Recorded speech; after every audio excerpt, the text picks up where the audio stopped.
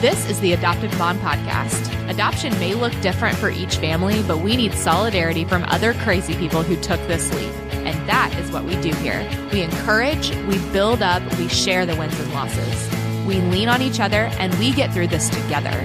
Thanks for joining us. Hello, and welcome to the Adopted Mom Podcast, Season 3, Episode 12. This is Alex Fitton speaking to you. Obviously, I'm your host. And I'm so excited you're here. As of this recording, it's the first episode of December, and that means that I am giddy over here about Christmas. I hope you are too. It's so much fun. And today I am going to bring you guys an episode from Z and Britt Ivy. Now, they are not adoptive parents, but they have some practical help for our kids from abusive situations, particularly sexual abuse, because Britt has a story of that nature from her past. And when they opened their jiu-jitsu gym is when she really started to finally get some healing. And I don't want to give too much away, even though it's really hard because it's such a good story and it's such a good reason for them to be on the podcast. So I'm so thrilled for you guys to listen to this episode, and I can't wait to hear what you think. Before we jump in, I want to tell you guys that the t-shirt giveaway is over, wah wah, but you can still get 20% off of your entire order, not just the adoption t-shirt, but your entire order over at the Family Seal Company with the code AdoptiveMom. And I have links to that in the show notes for this episode, but it's at the Family Seal Company, and they are awesome. They're an adoptive family, and they're doing amazing things. So definitely go and support them. Also, I am not doing the sticker giveaway anymore because it's not November, but I have a super awesome fun thing for my email list this month. It is the sensory gift guide. So my friend, who is an occupational therapist, created a sensory gift guide and an Amazon list that you can pull gift ideas from. And that's going to be in my email for everyone who is already subscribed. And for every new subscriber, you will get this free gift guide as well. So go to theadoptivemompodcast.com/email and sign up now. I think that's it. Let me know if you like the podcast over on iTunes, and you can rate and review it. And that would really help the podcast to get into more ears. So if you like it and you think others might too, definitely go and do that. All right, let's jump in. All right, guys, welcome to the podcast. I'm here with Z and Britt Ivy. Can you guys tell us a little bit about yourselves, who you are and what you do, your family? I'm Britt. And me and Zinez have been together for 10 years. We've been married for 5. We have a almost 9-year-old daughter, Julia, and a 3-year-old daughter, Adelaide. I work for the Center for Mission Mobilization. I'm an accountant there. And then we also own Gracie Jiu Jitsu NWA in Springdale. Yeah, so that's pretty awesome, pretty legit that you guys have started the only one in this area, right? Yes. And Z, I mean, we're going to be talking a lot about jiu-jitsu and stuff like that, but so what's your current ranking? I am a Gracie Jiu Jitsu Stripe 1 blue belt. Which is pretty awesome. I know you said that you've been together for 10 years, married for 5. You guys kind of have, I won't say fun, but like an interesting story of how you guys are married now. Do you mind giving us a little recap? We met when I was in college through a friend, and I was just the most amazing lady he's ever met in his life. And so we were together for 2.5 years, and then we had our beautiful daughter, Julia. And then we got married when she was 3, so we were a little late to the marriage party, but, that's all good. We got together, and then we waited 6 years before we had another child because we didn't know if we wanted to do that again. For those of you taking notes, that makes you officially a girl dad, right? Yes. There are no boys besides you in your house. Exactly right. So... and we're going to get into that later, why that's important. But first, I want to kick it back over to Britt. So before you met Z, before you had your girls, you had a really traumatic story from college. So tell us about that. Yes. In my junior year of college, it was probably a month or two after I turned 21, I was hanging out with a friend, a guy I'd known for like a year. And I guess he decided it was time to get intimate, but I did not think that was what should happen. So he raped me my junior year of college. And it was very traumatic. I didn't tell anybody. I left his room and just sat in my room and cried for a while, and then went over to my best friend's house like nothing happened. She had no idea. And I didn't tell anybody for a year and a half. I became pretty much an alcoholic and did some drugs, like just trying to cover up what had happened. And just, I don't know how I got through college. I just kept going. But I didn't tell anybody. And I finally, my best friend who had gone to her house that night, a year and a half later, we were talking, and we had mentioned that guy because she had hung out with him with other people before, and I had told her what happened, and she was like, "Oh my gosh, he raped you?" And I was like, yeah. And she's like, "No, yeah, that's what happened." And I was like, "Yeah." And she's like, "Why didn't you tell me or tell anybody?" And I was like, "Well, I just didn't." I'm like, who was I gonna go tell? Like, he was an athlete at the U of A, and I just didn't. I mean, everybody watches the news. You see all these athletes get off every single time on this stuff. So I didn't want to go through the trauma of going to the police and going through a trial or whatever, and then something still not happen, and people saying that I was lying, or all of the things that come with telling people when something like that happens to you. Right. So I just didn't tell anybody, and it just, keeping that buried just manifested itself in bad behavior and bad situations, and just a spiral of just gloom. I don't know. It was really hard. And she encouraged me to tell my parents. This was at the same time that I met Zinez. I met him 2 weeks before I told my parents. And I didn't plan on telling him, but after I had told my parents one time, we were hanging out and my mom had called, and she was just having another freak out about it because, of course, it's traumatic for your parents when they first learn that this happened to your child and that it happened a year and a half ago and they can't even do anything about it now.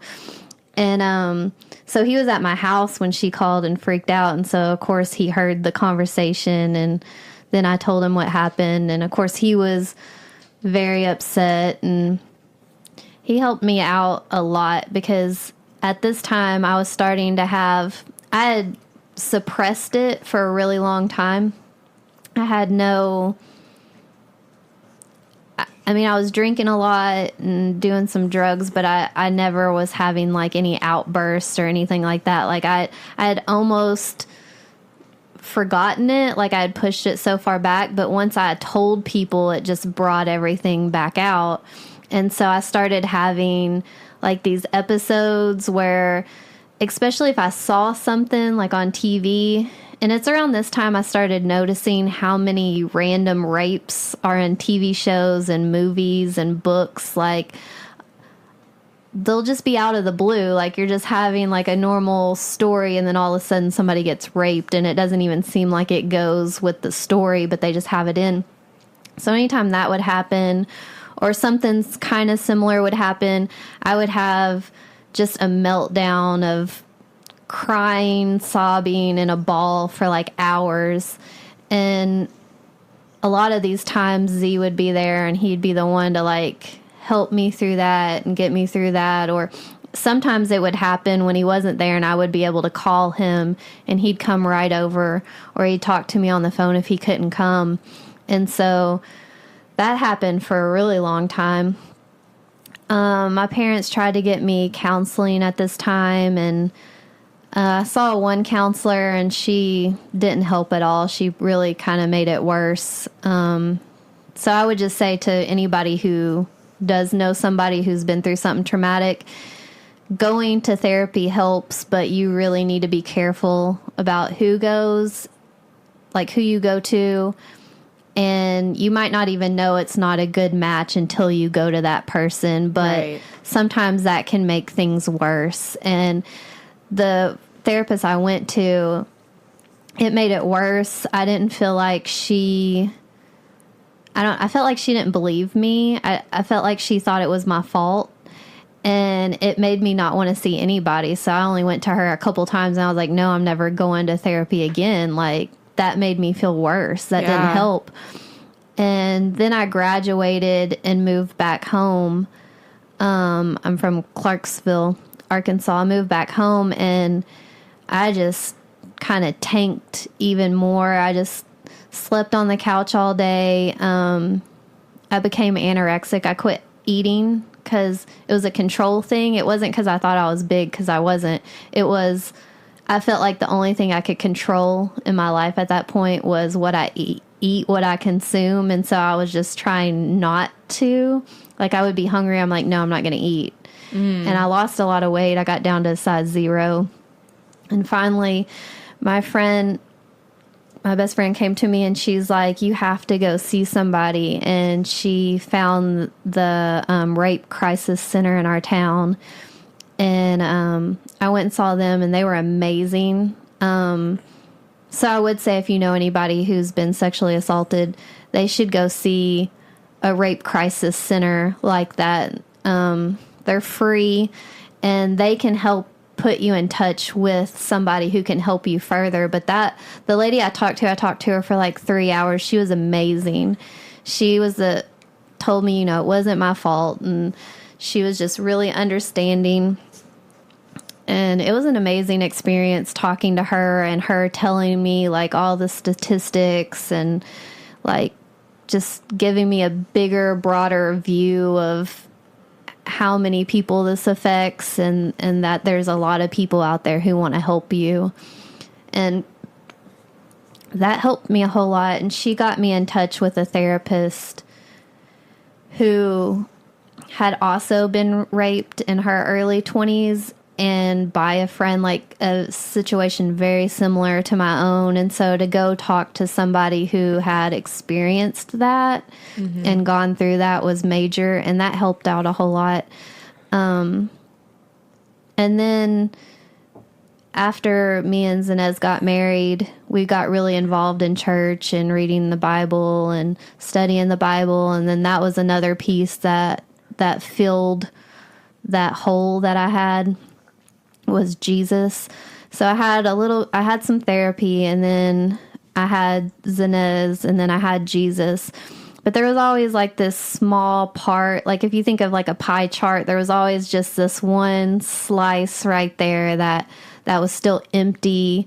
There was a part of me that was still scared, especially when I'm by myself or when I was out with the girls. Like, you just have, I think normal women have these scenarios that run through their head anyways, but then when you come from like a traumatic experience, it's like amplified. And so I never was fully healed until I learned jiu-jitsu. And Zinez had been doing it for a few years. I thought at first it was weird. I mean, jiu-jitsu, you're on the ground, you're literally on top of the other person, it's very close. And I was like, what are you doing? What is this? And he's like, oh, it's just something I'm doing to, like, a friend of his wanted him to train with him. He needed a training partner, and it took him a while to even talk him into doing it. And I was just like, yeah, whatever. And then I started watching the Gracie Jiu Jitsu training videos that he was watching. And I was only watching them because Henner and Hito and Gracie, they're good looking, but then also they're funny because they're brothers, and like they're funny and they say things and they make like these weird looks at each other like, oh, did he just say that? And so it's kind of entertaining. So I started kind of watching them. And then I was looking at it like, oh, no, this stuff is like legit. Like, this looks like it could really help you defend yourself. And that's when Z started telling me that they have a women's program. And so he had me watch the women's training videos.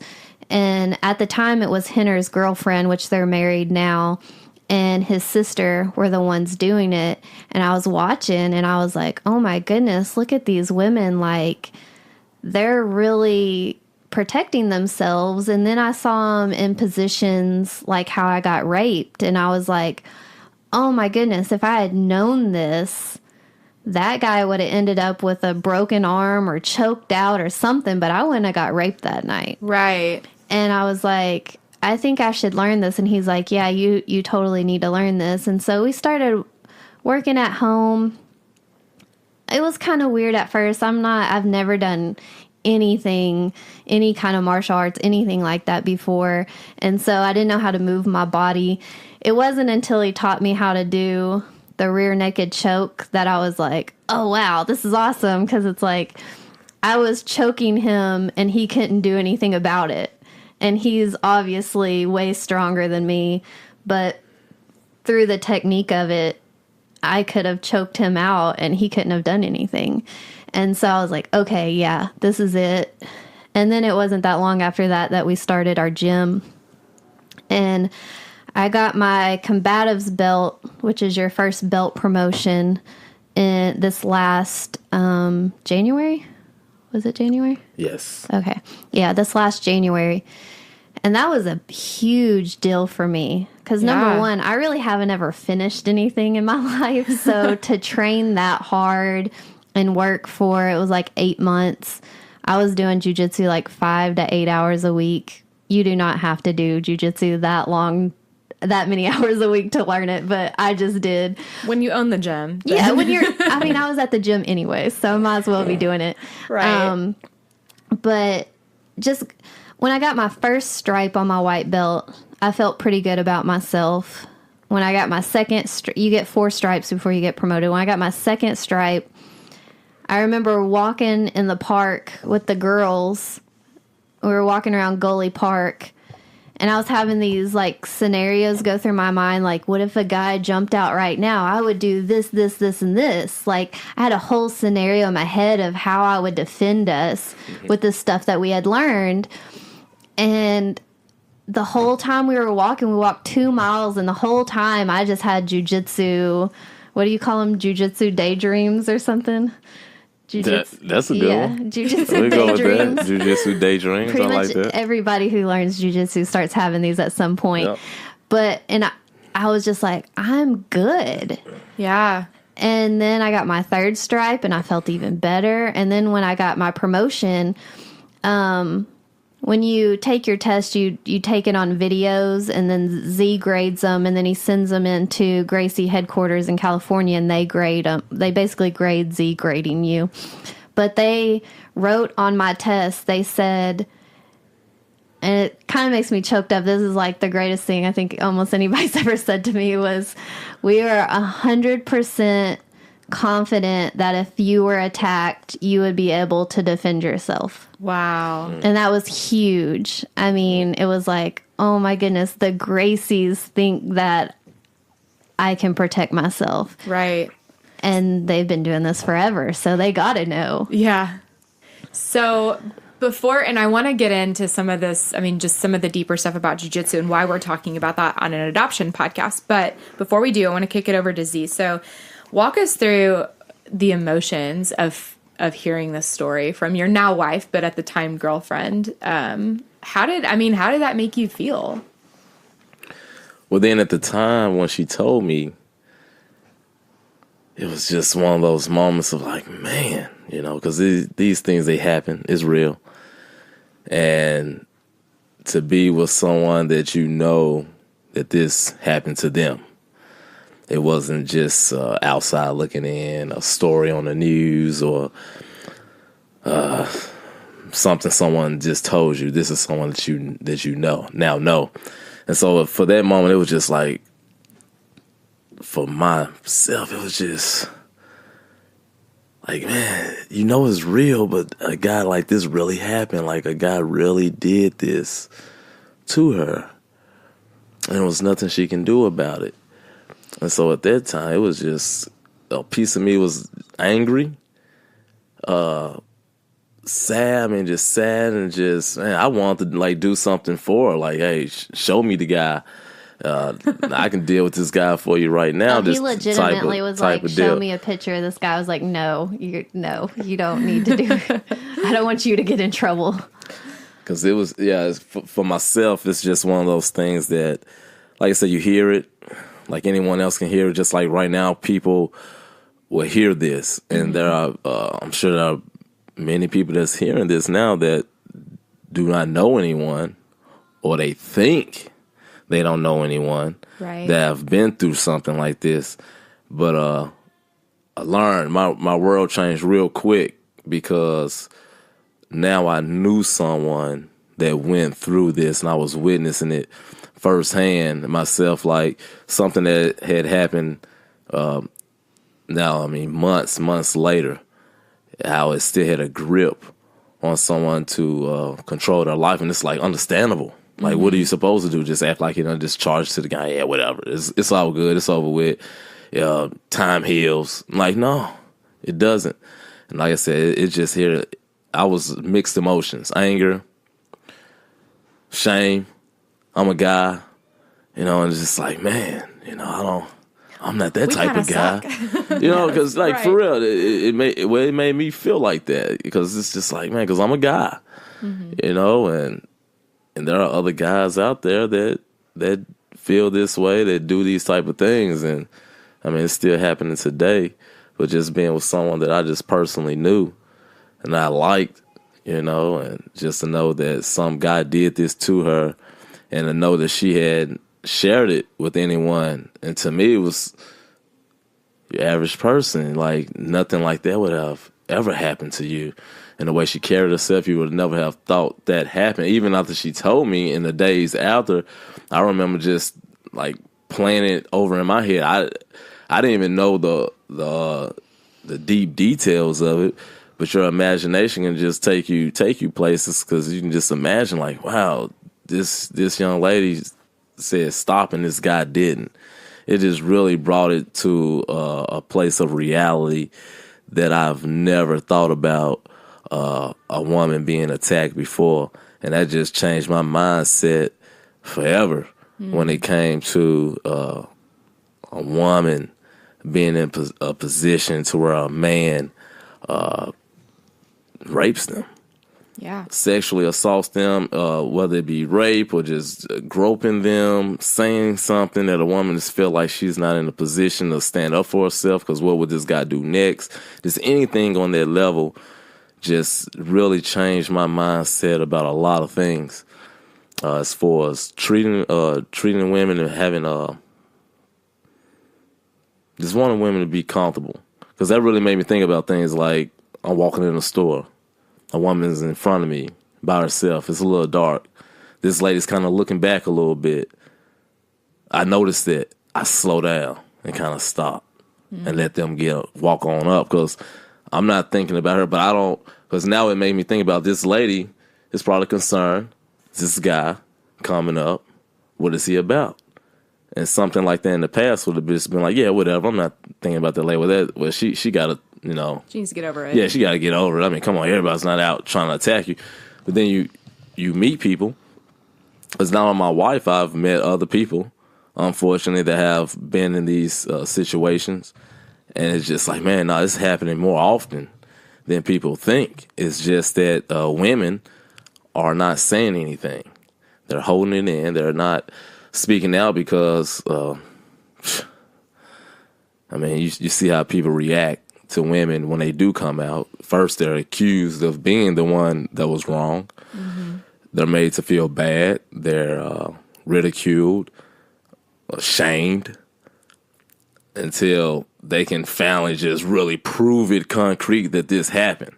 Right. I mean, outside of having video of witnesses, I mean, shoot, it was a situation. I mean, head witnesses, and the guy still got off. But, I mean, many situations like this. So there are many women walking around like this on a daily basis. And just to know that one day my life changed forever, just knowing that now I personally know someone that's been walking around with this for over a year now. How long it had been? A couple of It years? was a year and a half. Year and a half. Yeah. So yeah, that's wild to me, knowing that someone can walk around like that with that burden and still just carry on in life like everything's cool. Yeah. Well, and I mean, this goes for all kinds of abuse. You know, specifically we're talking about sexual abuse, but even if I remember correctly, as he got off of you and you were leaving, you said, I didn't want that. And he said, yeah, you did. Right. Yeah. So yeah. even just the mental manipulation and stripping even that control that he's even trying to tell you what you think. And there, like I said, there are so many different kinds of abuse, and verbal and mental abuse and neglect and all of that, can make a person feel completely out of control of their own body and their own lives and minds, and just be scared all the time. But we're relating this to kids specifically because as adoptive parents, and you guys are not adoptive parents, but as adoptive parents, you know, we get kids in our home all the time and we don't know their full story. We don't know what happens. We just see the results. So Z, when you have 2 daughters, and how did that impact the way that you are a father to them? Because I've seen this, and I know that you could have done that. You could have said, I'm a man, I will protect them. But you're not naive, and you're Britt didn't have her dad there to protect her in that dorm room. So you've chosen a different way to hand them the tools to protect themselves. How do you think that Britt's story specifically, and the way that it made you feel, impacted you as a father of girls? Oh, well, 100%, because like you just hit on the key factor there, dad's not going to be around. You can't be around your kids 24/7. I don't want to be around my kids 24/7. That's right. You know, I want my kids to grow up. I want them to become successful adults that's full of courage and learn to love and have grace and mercy towards people, but of course know how to do that in a way of confidence, not feeling like they have to walk around in fear or any type of shame, or feeling any type of feelings of not being wanted. You know, you get it to your kids as a father as best as I can, as God graced me to do. But it did give me something like, you want to know what?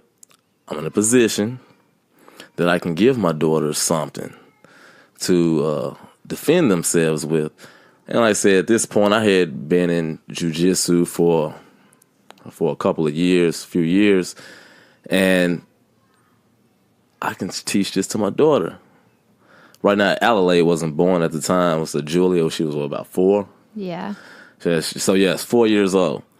I started just playing jiu-jitsu with my daughter. And when I mean playing, I take techniques and I would do them with her, but in a playful manner. Just basically just rolling around on the floor, and I grab her hands and put her hands in certain places, and then I like act out something, like I'll fall down and roll over, like, oh, you got me. Just playing jiu-jitsu, going through these same motions over and over again. So for her, she thought we was playing, but she was learning techniques. And how I know she was learning techniques, because now over the weeks and the months, we're still playing like this. Now when I push her a certain way, guess what she does? The technique to prevent me from pushing her over. Now when I try to get on top of her and pin her down, she knows how to trap the arm and bridge her hips to get me off of her. She knows how to position her body to where I can't get so heavy on her to where it's just immobilizes her. She was picking up on these things, but we're playing. To her, it's just playing. Right. It was never a class. And I learned that through the Gracie Jiu Jitsu curriculum. They have one just specifically for kids called Bully Proof, Gracie Bully Proof. So I was learning that and teaching that to my daughter. I'm not an instructor at this time. I'm just a father that was enjoying a hobby of Jiu Jitsu. And as deeper I got into it, I realized that, shoot, I need to be teaching my kids this. My daughters, they need to learn this more than anyone. Because I felt like still no one was going to be jumping out of the bushes on me trying to drag me off. I mean, I felt pretty confident about that. Not saying that it couldn't, happen, but I'm just people usually looking for the weak. I don't look too as a pushover. So not saying that someone can be kind of off of their wagon that day and try me, but it'd be good for them now if they was to try me, because I control them and hold them down, won't hurt them, and I help them change their mind. But I had to give those same skills to my daughters, and so that's what I continue to do. And I witnessed my daughter herself gain confidence. And you can just kind of sit back sometimes and see how she interact with other kids that decide to want to push around and things like that, and just see the way she handle herself. And this was like, there we go. It's worth it. And so for myself, that's like, I'm doing this jiu-jitsu. I'm not going to sit here and learn all of these valuable self-defense techniques and not share them with my daughters. Right. Because it's developed. Gracie Jiu Jitsu was developed for someone that's smaller to be able to defend themselves against someone that's bigger, stronger, more athletic, that's all about knocking you out, trying to drag you away, take you to a secluded place, throw you in the back of a trunk or something. I mean, just anything that goes totally against your will. Right.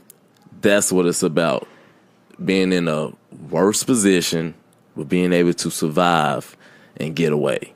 Yeah. And so, I'm teaching that to my daughters. Well, it's funny. I go to class with them, and I help out by filming some Instagram stuff for my husband to do some marketing stuff for their gym. And I was doing an Instagram story of Julia. What was it? Getting you in an arm lock. And she did it so fast. Z tapped as fast as I've ever seen him tap. So she gets it. I think that's really cool. Mm-hmm. And her confidence level, like, she was a very timid, quiet girl. I mean, at school, the teachers would ask her questions and they could barely hear her answers. She was just so shy. But she's really, in the last 2-3 years through jiu-jitsu, because in the Bully Proof program, they reenact like situations and scenarios where they really have to speak up and say, no, you can't do this to me. And just doing those scenarios have just helped out in her whole life. And now at school, like, she speaks up, she talks to more kids, she's not as timid. We're not at parent-teacher conference and the teacher going, I just wish she would just talk more. Yeah. She would open up more. Like, we don't get that anymore. And I know that's directly related to jiu-jitsu, because it's just given her so much confidence, and just the role playing that the kids do in class. All of those kids in our class, like when we first started, some of the girls were in tears. They couldn't stand in front of another kid and say, no, you can't do that to me. It was too much for him.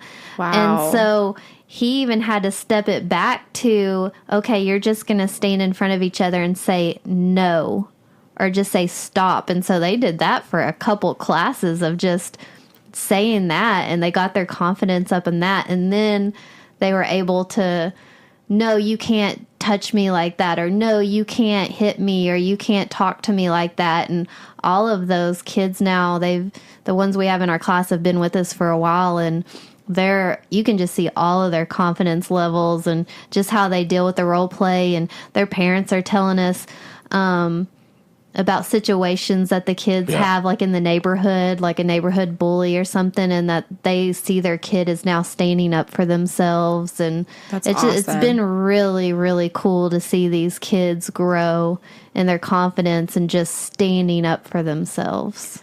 I love that. And I think that, I want to relate that back to your story too, because, we're talking about kids, we're talking about specifically adopted kids who are coming from hard places and trauma. And, if you've been listening to the podcast for a while, we talk about trauma a lot, and there are several episodes where we talk about the actual biology of trauma. So I'm going to do this really poorly, but basically in your brain, your amygdala is your fear receptor. And for so many of our kids, it's firing on overdrive because they've been hurt in the past. So they are walking around just terrified all the time, and their amygdala is telling them that they are in danger constantly. So they can't focus on being a kid. They can't focus on schoolwork. They can't focus on using their words and not having an outburst because they're just trying to survive. And Britt, when I was telling you that before we started recording, you related to that because even as an adult who, had a normal upbringing, who, didn't have that lack of confidence growing up, that's how you walked around, right? Just totally. scared. Yeah.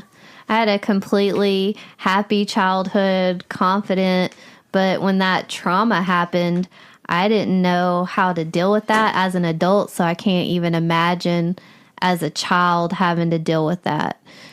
And I mean, yeah, it's hard to function when you're walking around with that trauma inside of you. Yeah. And so, I mean, and absolutely, I can only imagine. And I think for so many of us, we forget that because we, grow up normal, so to speak, that we have no way to even access what that feels like. And Z, I know that you were saying that you started to understand it when she told you, because in your mind that had been something that didn't, that was like what happened on the news or about that friend of a friend or whatever. But now it hit home. It was someone that you cared about. And even so, as parents, not to relate you to Britt as a parent, but as parents, we get kids in our home and we have no way of relating to that. We don't understand that they're scared. We don't understand why they're just freaking out all the time or why they lie because they're trying to just control their environment any way they can. And it was really cool when you were talking about how jiu-jitsu was that final missing piece for you. I looked over at Z and you were just smiling. Like you loved hearing that she now walked on the trail feeling better. And even me, whenever I took my first class, I remember leaving and feeling that I never realized how scared I actually was because you just don't think about that. I mean, that's just, as a woman, that's just your life. You grow up with it. Right. Like you're in the grocery store parking lot. That's just a part of you. It's not like, oh, today I'm scared. It's like, that's just how you're raised. You have to be on the lookout. And for kids, it doesn't matter if you're a man or, a girl or a boy. But even after one class, I was like, this is what that empowerment feels like. And I know for you, Britt, that had to be even more so. And now that you have an advanced belt, gosh, I can't imagine that confidence. And that's got to be really cool. And I love Z, seeing your reaction, just how like proud you are of that. But I want to relate that back to these kids, because as parents, these are exactly the kind of tools that we can be handing them, right, Z? Oh, 100%. Most definitely, because the beautiful thing about Gracie Jiu Jitsu is I learned is the techniques. You come to class, you learn these techniques. They are incredible techniques that can be used if someone was to attack you. Someone bigger and stronger decide, hey, you're the victim, and they're going to pick you out to whatever it is, to drag you off, beat you up, rob you, whatever it is. So you learn these techniques. But you learn something real quick taking Gracie Jiu Jitsu. You realize that, like you just said, like, man, you want to know what? I didn't realize I was thinking like this. And now you get, I've been thinking like this, and now I have something to connect it with to use. But then it goes even deeper, because you start to realize that, okay, I'm learning these techniques, but you want to know what? The chances of me, as crazy as this world is, I mean, you can cut the news on, world news, local news, but you still figure out something.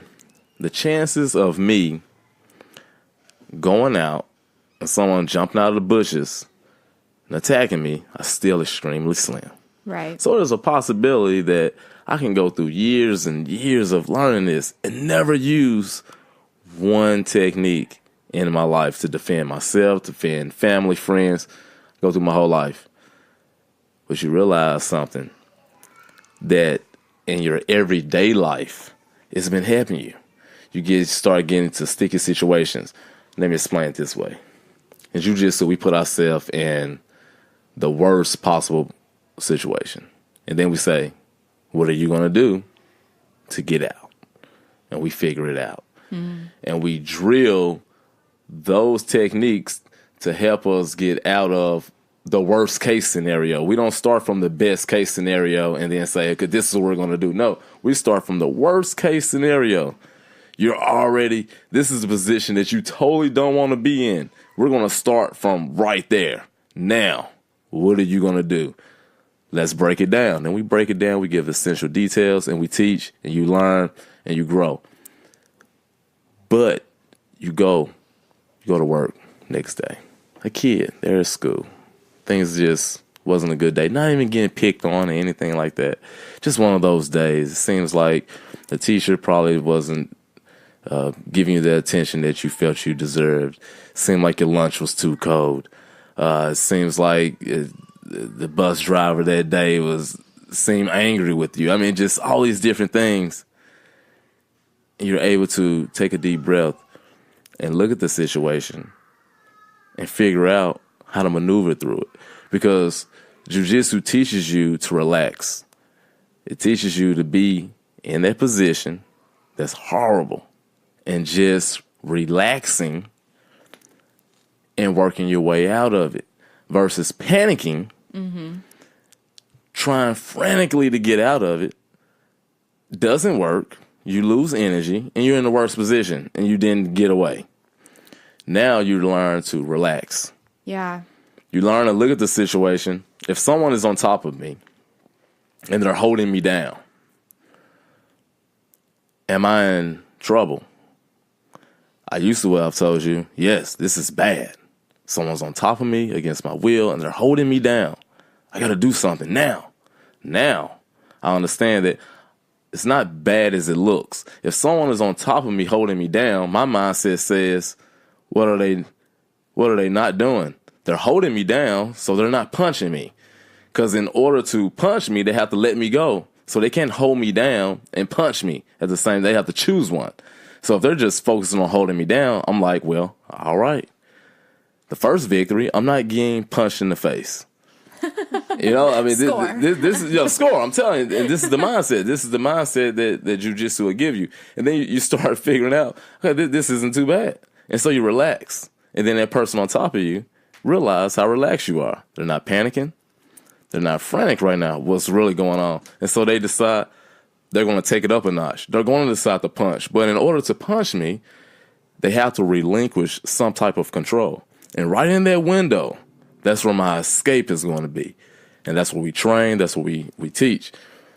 You learn that in jiu-jitsu. You say, well, Z, how can someone practice a technique on how to get from underneath someone, train them to be able to take just everyday life situations and approach it in that type of jiu-jitsu mindset? Because every day you come to class, you're put in stressful situations. But because it's a controlled manner, it allows you to relax, even though it may be uncomfortable because of the controlled manner, like I said, and the camaraderie of the atmosphere. Everyone is there to help one another, build one another up. No one's there to try to bring anyone down. And you sense that. You sense that feeling you get from other students. You're going to get that feeling from me. And it allows you to just relax. Although you may still be uncomfortable because jiu-jitsu is very close, as you know. But it allows you to relax. Yeah. It allows you to realize now when you leave class, man, that was a position I never would have wanted to be in. And I was with this person. I just met this person today, and they was on top of me. We practicing these techniques, breathing on one another, sweating. And then, so you go out, and situations happen, and you think, and it gets comical because you start to say to yourself, I was in a tighter situation than this in class last night. This can't be that bad. Right. And it just helps you just think about things in a different mindset. That's all. It just really helps you think about things in a different mindset, and just having the opportunity to learn, it really does take you to a point of, I am strong. Yeah. I can handle myself. I can walk through this life with my shoulders square and my head up. And I can walk around and know that because I can defend myself, you carry yourself in a different way. And people, when you walk in a room, people notice it. I think that self-defense, martial arts gets the wrong rep. And that rep is, it's all about learning how to defend yourself if you're attacked. The thing is that when you learn how to defend yourself, you're least likely to be attacked anyway, because predators, what do? They first seek out whom they are going to attack, who they choose to attack. They're not going to look at, someone is going to look at you and say, man, really looks like that lady. Well, take it to me if I was to jump out on her. They're going to see that and say, no, never mind. She looks alert. Oh, man, that kid isn't stuck in his phone walking. This kid is looking around. No, never mind. Looks like that lady's ready to sound the alarm. They're going to move on to someone else, not paying attention. Looks like they're in La La Land. Looks timid, looks half afraid. Mm-hmm. That's what they're going to go for. When you have this martial arts, you walk around, and like my wife was talking about earlier, you have those scenarios. You can't help it. You take a few classes, you start running scenarios through your head. It's surprising. I always tell people, when you get to that level and you tell me you started running scenarios through my head, that's a proud day for me, because that lets me know that it's really sticking. This information you're getting is really starting to stick, because now you start walking around, and instead of walking around intimidated, you start seeing people and saying, man, if that guy was to just jump out right now, like turn around and try to hit, like, what would I do? Right. Like, man, all right, yeah. And you just start running those scenarios. Also, what he's talking about too is on the confidence level of knowing that you can defend yourself. Like, for me, that the trauma of being raped took away what I thought was my control. It took away my sense of security, or that I could protect myself. Just safety in general. Yeah, which exactly. That's such an integral part of your mindset as a child, yeah, especially. And so I think about children who've been sexually abused or emotionally or physically, any of that.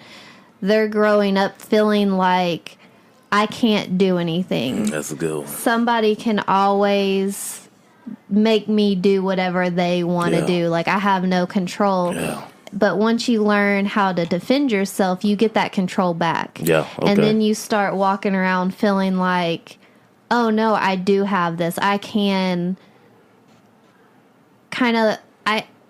I'm the captain of my ship. Like, nobody can just come and make me do something I don't want to do. Right. Like, I know what to do. I can, if an adult is doing something to me, I can look at him and go, no, I am going to go tell somebody, and you can't silence me, because I know a lot of kids, like, they're told, like, you better not tell anybody. Right.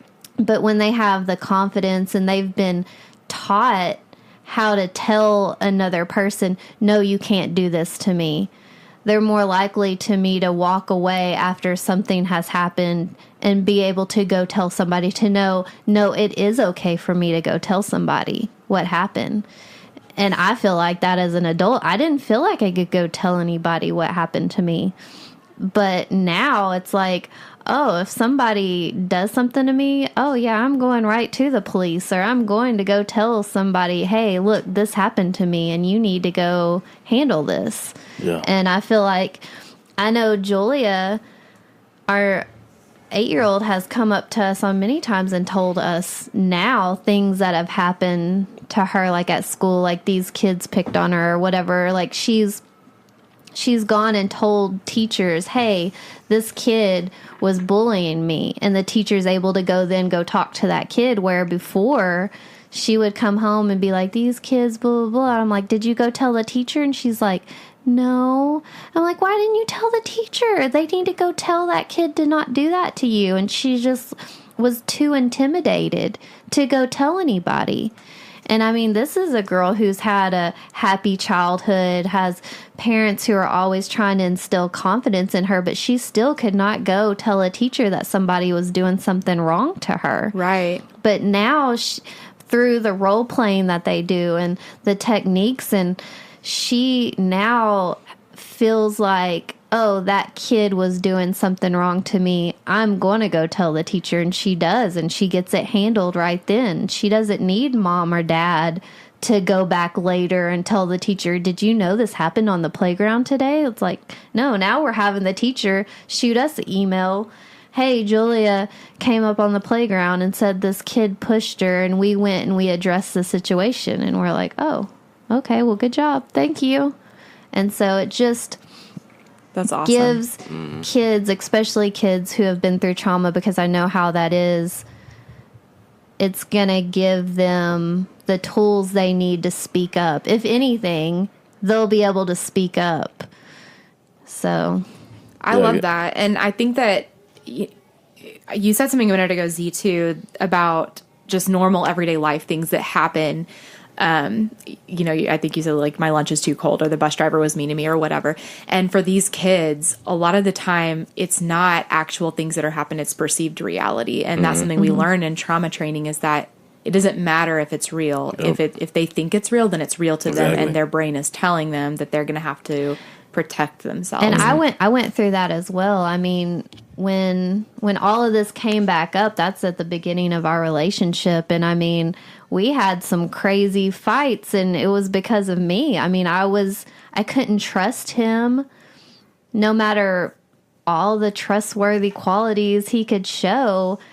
In my head, no guy was ever going to treat me the right way, or wasn't going to be who I needed or whatever. And I perceived a lot of things that were not true, but your head just tells you, because somebody else did this to you, that everybody's going to do it to you. And so you're not able to focus on, for you, it was, your career, being a mom, or just whatever. And for these kids, it's like learning, going to school, eating dinner like a normal person. And I have to, or be disciplined. Absolutely. I'm so glad you said that. Disciplined, but to them, if you were physically or mentally abused, and then you're in a loving family now, but you're getting disciplined just like any other kid, you don't take it the same way. And that's actually what I was just about to say is, Clark has been training with you guys as well, our teenager, and that I noticed that whenever he first started to move in, when he would have these outbursts where he would flip out, I could even just, like, if he would try to, like, turn away, I could put my hand on his arm, and it was like a caged animal. Like, he would freak out thinking I was going to attack him, and he's bigger than me. But that's what abuse tells you. And I love that what you guys are saying, just that this confidence that it brings. Even I think it was Yuzi that said, like, you're probably not even going to have to use these techniques, but just the mentality that if it came up, you could, is enough to make you walk around like a different person. And to stand up for yourself in different situations, be it work or school, just being able to feel like you can do something about your own life. Yeah. Like you have that, because like I said, I felt like I had no control over my life, and now it feels like, no, I do have control, not just in somebody can physically do something to me, but just in everyday situations. Like, I control what happens to me. It's my choice on how things play out. Yeah, absolutely. See, what were you going to say? No, I was just going to say, it just Gracie Jiu Jitsu helps you rightly take command of your life. It really helps you to now say, you want to know what? I'm going to do something about my situation, but it helps guide you in the right way. Jiu-jitsu is very powerful. Very powerful. People come and they get empowered. They learn something that they can take, defend themselves with, help others with, and give them a boldness and a courage that they never thought was possible. everyone has a choice after they learn jiu-jitsu. They can take this art that they have now learned and take command of their life rightfully. And what I mean by that is make the positive decisions. Mm-hmm. Regardless of what it is, it's a kid at school, an adult at work, whatever you're faced with, you can now take command of that with a newfound courage through a martial art.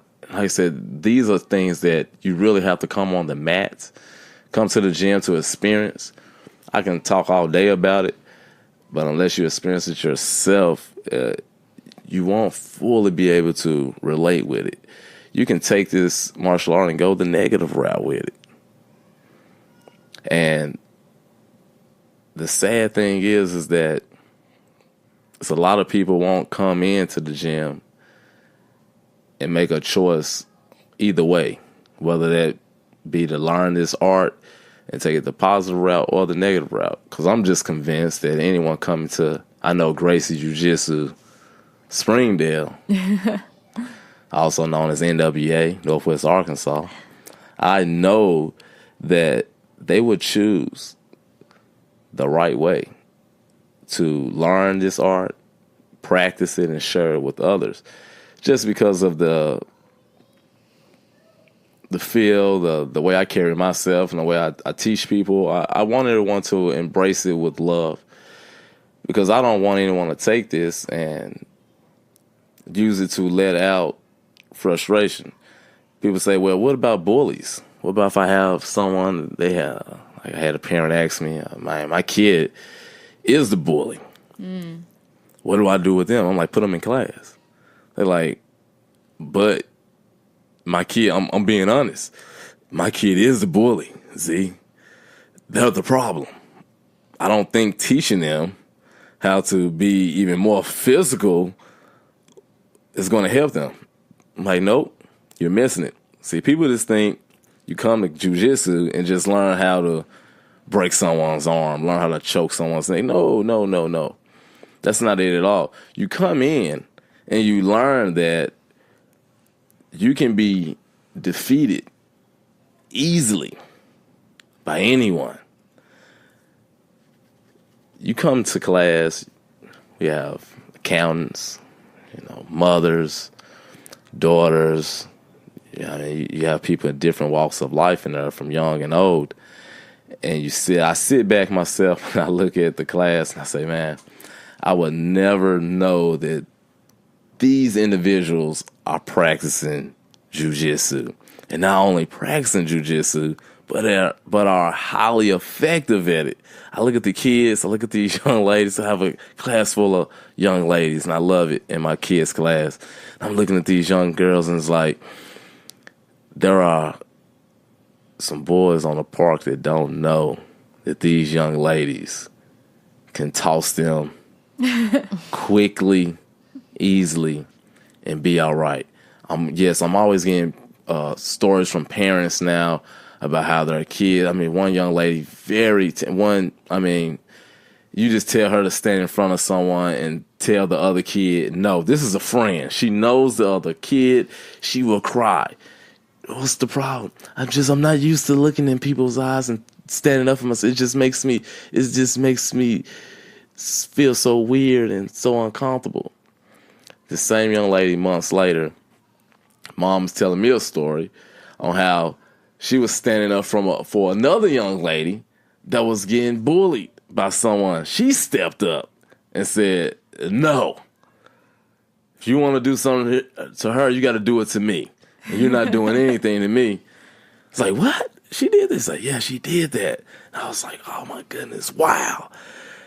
Because just that confidence, she made that choice. She made the choice that, you want to know what, I'm going to take this, I'm going to use it for the positive. Kid got a problem with anger, bring him to jiu-jitsu. Yeah. Bring him to jiu-jitsu, because it gives them an opportunity to release some of their energy. It gives them an opportunity to learn how to take that energy and use it. And I always teach the class in a way of giving kids the permission to I always like to say, what do I tell the kids to be the bully patrol? Yeah. It's all right. If you're gonna be that tough kid, be the tough kid for the weak kids. Be that tough kid for them. Be the tough kid against the bullies that's around you. Be that kid that when the weaker kids see you, they're happy. They're not running trying to go the other way. There's nothing wrong with that. We all need that. I got bullied. I wish someone stepped up for me, and I can even think about that just back when I got bullied, how aggressive I was. He was like, hold up, I thought you got bullied. That was the way I thought I can combat being bullied. If I was to be very hyper aggressive, mean, appear to be some tough guy, the bullies would see me and not want to pick on me. Oh, look at it. Nope, don't want to mess with it. Didn't work. Did not work. Not all of the time. Worked sometimes, didn't work majority of the time. But I was hyper aggressive. Got me in several fights. Got me beat up. Wasn't worth it. But I meet other kids that's in the same position and I'm able to relate to it. It's like, okay, I see it. They're just so angry every time you look up. They're Right. like, no, that's their shield. That's them enacting control. Exactly. Mm-hmm. And that's the only way they know how to do it. Because a lot of times, you argue with people, you get real defensive with people. What's the real reason? Fear. Like, I wouldn't argue with someone if I was truly afraid or be ready to puff my chest out. Because just like you got animals. They all of a sudden let off toxins out of their skin, or they'll blow up huge and let off spikes or certain type of scents. They do these things out of fear for their life because they think they're about to be eaten or something. So all of a sudden they let off this crazy smell, or they do something, a vicious hiss, or they do something. A snake will curl up and then it'll strike and bite. That's out of fear. They're afraid. You corner a dog, it's going to try to bite its way out of this corner. It's out of fear. Mm-hmm. But you take someone, you remove the fear, they're much more calm.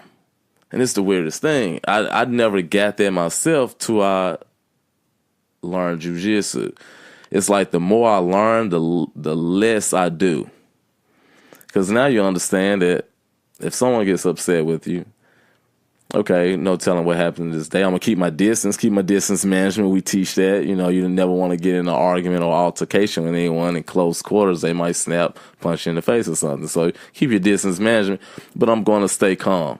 Right. And understand I have nothing to be afraid of because I can defend myself. So you stay calm. And you realize that you stay calm, remove yourself from the situation. If you can't remove yourself away from the situation, just stay calm. You'll be surprised on how calm the other person begins to become. People don't like to argue with themselves. I'm telling you. Just try. And people say, yeah, no, you don't get this person. Trust me. It may not work the first time. It may not even work the second or third time. But you just continue to listen to them. Just make up in your mind that you will allow this person to vent. Mm-hmm. Don't get offended by anything. Just allow them to vent. You will learn. I've done this myself personally. I know this works. They will stop arguing with you. And you will find yourself having conversations with them. It works. Yeah. People will not sit there. Now you say, well, it doesn't work. And I guarantee if you're saying there right now it doesn't work, it's probably because you engage with them in the argument. If you don't engage them, I'm not saying don't say anything and be making, rolling your eyes and, all this body language. I mean, sincerely look at them and listen. And not only while you're listening, really try to hear what they're saying. Right. Because you will find out what the true problem is. Allow that person to vent. And you'll see real quick, things start changing. And it'll become comical later. It'll be like a little bit of a joke. Like I've done this on a couple of occasions with different people. And we have just incredible conversations now. Beautiful conversations. But I tell you, Alex, for kids, What I have witnessed firsthand with the batch of kids that I have that have been there now for a little over a year, from when they started to now, not problem kids. All of them were timid. A couple of them were extremely timid, but they all now are very calm, very open, very relaxed now. And it's like they're free. Yeah. They're free. It's just something you have to see in the parents. And I know it's something different because what the parents tell me and how they're just so encouraged by the things that their kids do, that just nothing to do, like I said, nothing to do with defending themselves. Just things that they never done before that they now do. It's something as simple as Dad saying that she brings me water when I'm out doing yard work. Well, you never bring me water. Well, we've been talking about in class about being a good citizen. And she's talking about how you talk about how it always starts at home first. Yeah. Those little things that they take home with them. And you just see the change. Like I said, the family is always going to see the change first. I'm always the last to get it because, like I said, it's just a couple hours a week for myself. But the family is always the first ones to see it. And it's just those little things. Like for my wife, she had said it was that missing puzzle piece. She felt like that sliver that was out of that graph that she was missing. And she added that in. And it gave her, if it completed that full circle healing that she needed. For myself, it helped me to relax, just calm down, not be so intense about everything, but just you want to know what? It's not that bad at all. Just smile it off. You know, I've had people wrap their arms around my neck, and I've had to try to get out of that sticky situation. I'll be all right. You know, my kids, my daughter, I've seen her when she was getting picked on, very timid. Now I see how open and free she is. And just different things like that. It's something that's worth trying, 100% worth trying. Like I said, things, you felt it after one class. I said, it's just one of those things, jiu-jitsu, you try to get people to come in to experience it, because I could talk about it all day. But until you get on the mat, experience it, leave, come back, leave, and then you get it. Yeah. And you get why people started and people don't quit, because I don't have a rotating door. We've been open about a year and a half, a little over a year and a half, and don't have a rotating door. People come, they try, and they stay.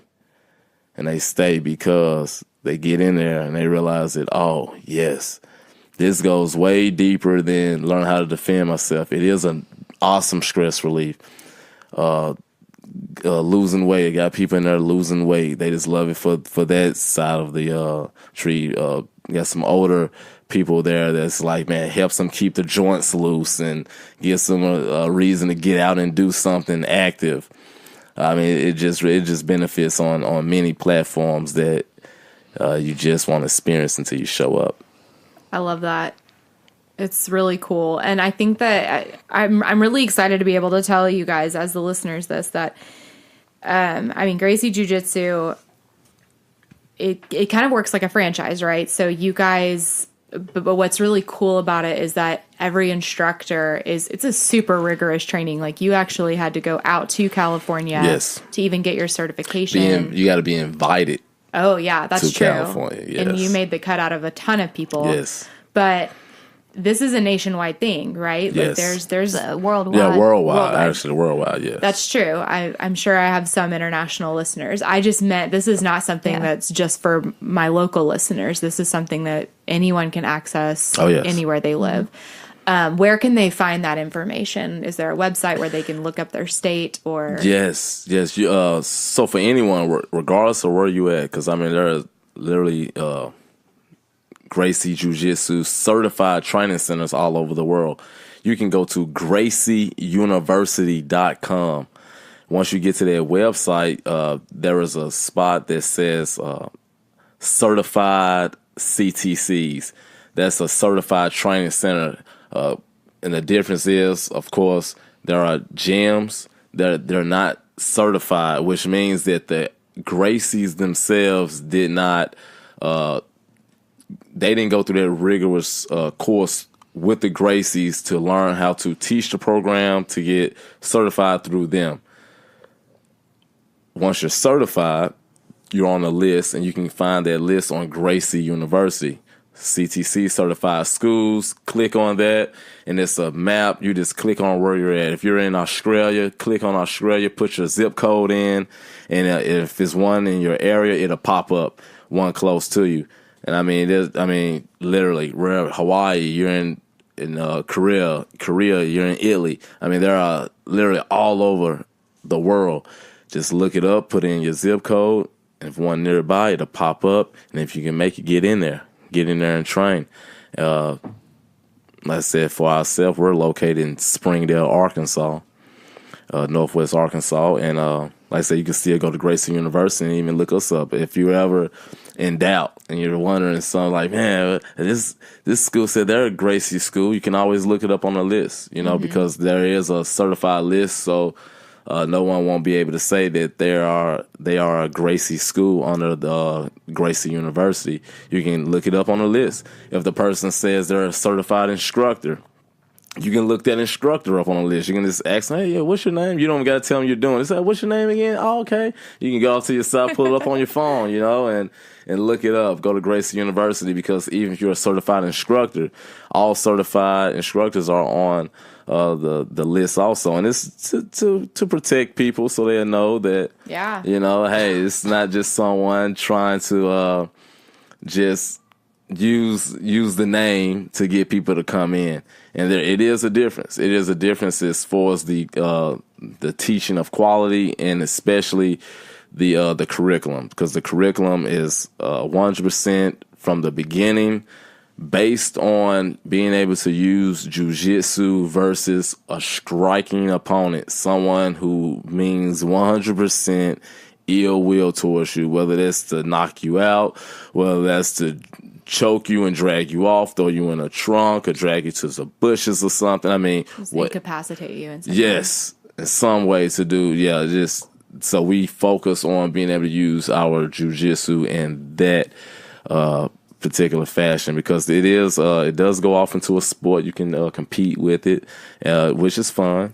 I love to watch competitions and things like that, but I always keep it for what it is truly intended for, and that's to be able to defend yourself against a bigger, stronger, more athletic opponent. Yeah, and I think we've been talking this whole time about how empowering that is. And if you are local to Northwest Arkansas, like I said, if you're not local, you need to immediately go to gracieuniversity.com, right? Yes. Okay, and figure that out. But if you are local, you're going to want to get in with the IVs ASAP, and you guys offer 10 classes free, right? Yes. First 10 consecutive classes are free for all new students. So yes, stop on in. Wear comfortable clothes. You can find us on Gracie NWA.com. That's our website there. You can look us up on Instagram. Was it Gracie Jiu Jitsu? Yeah, and it's really funny. Z runs it, and you're going to want to watch his stories. He's talking to cows and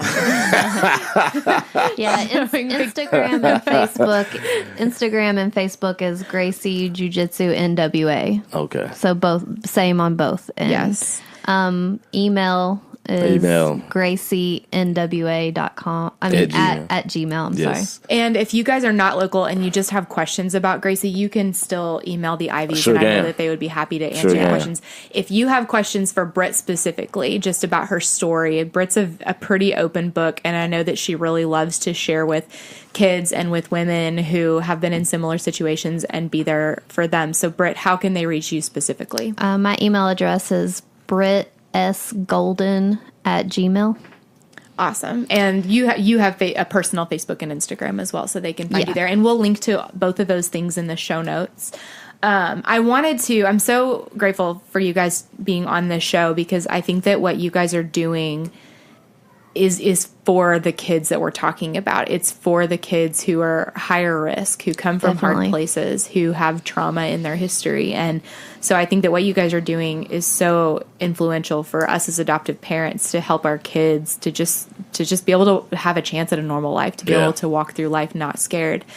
And on that note, I want to end with a quote from Yuzi. And I don't know if you've said this before, but I thought it was really cool. You said, if a man decides that it's okay to put his hands on you, there's no more negotiation at that point. Jiu-jitsu tells you how to just break their arm. Like there's no more negotiation. And I think that that's cool that those are the tools that you're handing them. Exactly. I teach that to women because as far as like the guys that take the class, I always teach the guys about negotiation. I teach kids about negotiating. Women, when it comes where a grown man decides to attack a woman, decide he wants to drag her off, whether it be to rape her or torture her, whatever it is. Or just to beat her up. Just to beat her, it doesn't matter. It doesn't matter. That shouldn't happen. So you have green lighted to use your jiu-jitsu to end whatever he's trying to do. Yeah. Exactly. Hey, man, that's why I teach women in class. Yeah, if you find yourself against a man having to use these techniques, I always tell them, finish it.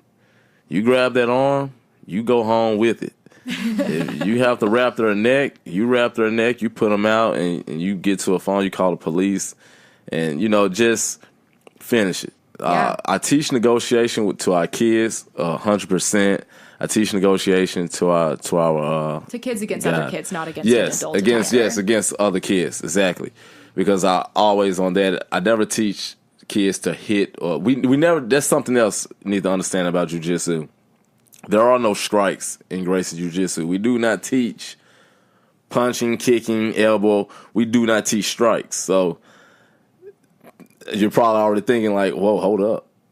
Hold up. Is someone mean to tell me someone's trying to punch me in the face and you're telling me you're going to teach me how to defend myself without using a punch or a kick? Exactly Unless right. It's to get their head in position for an Americana. Hey, look at you. That's class 3 right there, I think. But you don't need to know how to legit punch. You just need to distract them to get the move. You need to come to class and you will understand what that means right there. Exactly. You're a proud instructor right now, though, yes, right? I am. You're paying attention. So exactly, if it's something like that, you're trying to set them up to finish it, to get a limb isolated.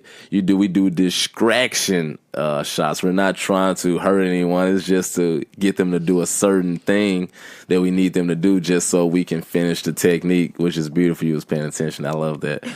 But yeah, I always teach women. Yeah, because like I said, that women's class Monday, Wednesday, I teach women from a different perspective because, I mean, if there some reason with another woman altercation, that's different. But a guy, hey, you got to finish it. Because like I said, if a guy feels like that you're the one that he's going to attack right now, you got to deal with him quickly.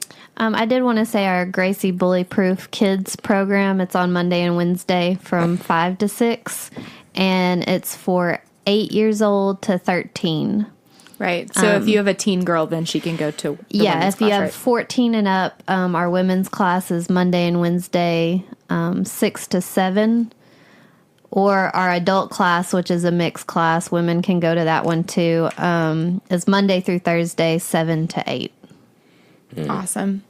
Yes. And we do private classes as well. So if those don't fit in your schedule or you think your child needs a private class, like you don't feel like they should be in a class with everybody yet, we do privates, which can make people feel a lot more comfortable. You also get one-on-one instruction, which is awesome. Sign up for that now because people are, these last couple of weeks, if people have really been gravitating to those private classes, and I'll only will offer a certain amount of private classes because I do have a wife and I do have kids, and You can't do jujitsu all day. Yeah, I don't want to come home and get choked by my wife because I've been gone all day. I can do. So yeah, go ahead, get in on those private classes if that's something that interests you. For sure. And as an adoptive mom, I know that this doesn't just go for the IVs, but also for anyone trained under the Gracie system. But as adoptive moms, we're always afraid with who can we trust with the information about our kids, because especially our kids who have an attachment disorder like RAD or something, or ODD or something else, we're constantly afraid of being able to tell people the truth, being able to say, this is how it is at home, and having them believe you, because home versus what your kids might portray elsewhere, that can be scary. And I can say that anyone trained under the Gracie system, and especially the IVs, you guys understand trauma, obviously, because it hits very close to home, and you guys will get it. You can talk to them about your kids and the situation that they're in, and they're going to hold that with the utmost care. So thank you guys for that. I know that from personal experience. So thank you for that. And thank you so much for being on the show. I can't wait for everyone listening to be able to, just to get this knowledge and have another tool in their tool belt for these kids. Oh yeah. Thank you for listening to the Adoptive Mom Podcast. I know this stuff is hard, and I hope you found encouragement here. Remember, you are enough, and you're doing a great job. God wants to be at the center of this journey, and He is big enough to redeem all of our mistakes. Don't forget to check out show notes and other resources at theadoptivemompodcast.com. Thanks again for listening.